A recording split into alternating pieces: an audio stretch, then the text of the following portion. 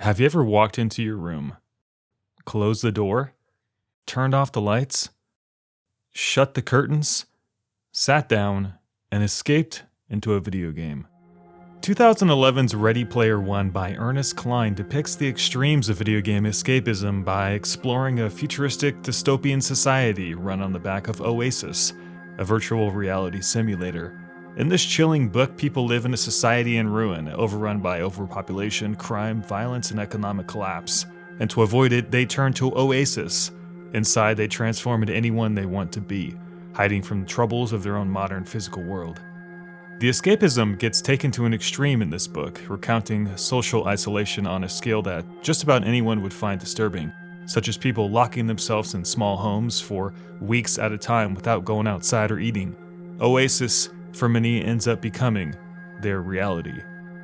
It's a great book that explores this surreal concept almost with a sense of forewarning, as our budding days of VR and socialized artificial intelligence, self-driving cars, robotics, implant science, etc. have expanded what is technologically possible, as if someday we may end up there, as a world augmented with everyone sitting in small rooms in the dark with helmets on, pretending to be someone else and living in a world that really doesn't exist.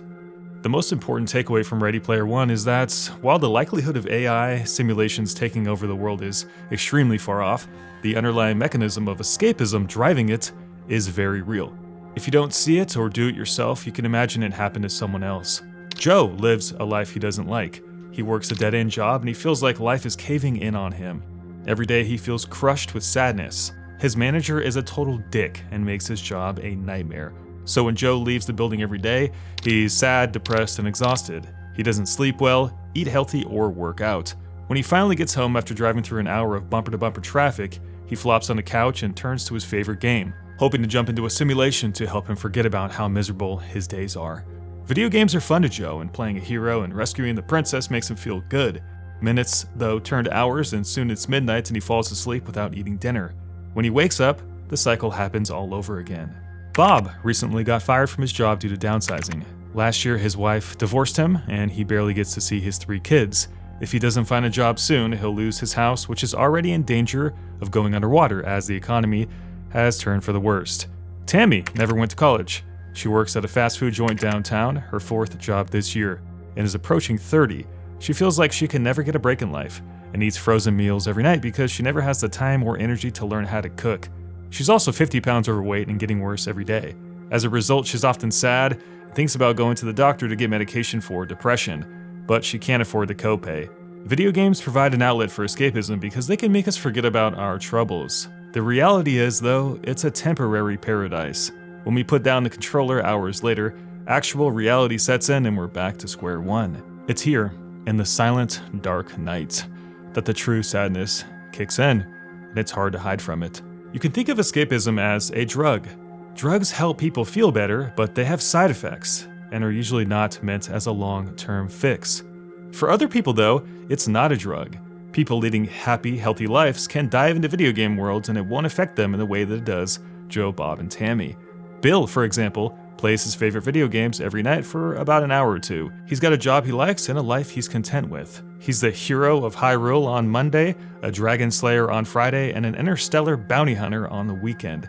When he plays in moderation, and it feels good to experience something that's not possible physically. He explores the imaginations of others to add to a life he already is satisfied with. On top of it, he often learns and grows from these new experiences. Leading researchers such as Jane McGonigal categorized Bill's form of escapism as self-expansive, which is the strive to seek new skills, experiences, and relationships, versus Joe, Bob, and Tammy's escapism as self-suppressive, which is the act of running away from unpleasant thoughts, emotions, and things in your life. Self-expansive escapism is something we should all seek, as the video gaming in question makes life better. It's the reach for adding value to an existing, healthy life, making it better in the end. Self-suppressive escapism is something that we should be scared of, as the video gaming in question is used as a tool to ignore the reality of life rather than to enhance it. In McGonigal's findings, studying over 250,000 gamers, it's this group of individuals that shows some very alarming traits. Self-denial, mood swings, trust issues, anxiety, depression, suicidal thoughts, and eating disorders, to name only a few. If you're predisposed to these issues, it's possible to enter a vicious cycle, as escapism-style gaming causes more depression, more anxiety, and more social isolation the longer it goes on, especially when you're playing the wrong games. As the days go by, you lose yourself and your ability to unwind the situation. Habit sets in firmly, and you become accustomed to living more and more of your life inside video games, depending on them in the process. If you're suffering from video game addiction or escapism, there's a chance that you know exactly what it's like to escape into a world that is not your own. And the key word here is escape.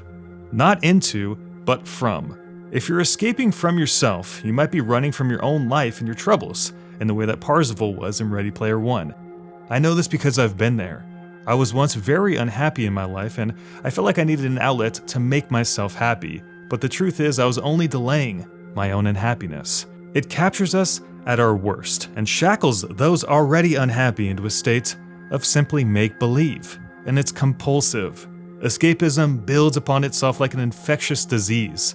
Things in life you need to fix, they get left behind and become baggage. Things you aspire to become impossible because you no longer have the time or energy for them.